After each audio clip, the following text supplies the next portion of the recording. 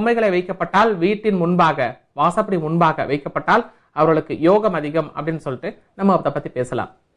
ஒரு 1ஆம் எண்ணில் பிறந்தவர்களா இருந்தால் எனக்கு என்ன, தினம்தோறும் ஒரு செவ்வரளி மாலையை வட்டமாக செய்து அதை வீட்டின் முன்பாக வைக்கப்பட்டால் யோகம் ஜாஸ்தி.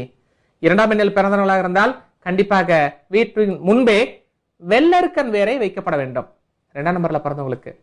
3ஆம் எண்ணில் பிறந்தவர்களாக இருந்தால் எனக்கு என்ன, இந்த ஆலமரத்து விழுது அப்படியே பார்த்தீங்கன்னா ஜட தொங்கிட்டு இருக்கும். அந்த ஆலமரத்து விழுதுனே என்னன்னு கேட்டா ஒரு வட்டமாக செய்து ஆர்ச் மாதிரி செய்து வீட்டு முன்னாடி வைக்கலாம்.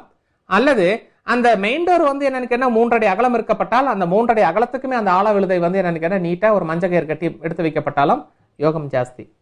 4ஆம் எண்ணில் பிறந்தவர்களாக இருந்தால் சோத்து கத்தாழை என்று சொல்வார்கள், அலுவீரா. அந்த சோத்து கத்தாழை மஞ்சள் கயிறில் கட்டி வீட்டின் வாயில் முன்பே தொங்கவிட வேண்டும். 5ஆம் எண்ணில் பிறந்தவர்களாக இருந்தால் இவர்களுக்கு கருந்துளசியை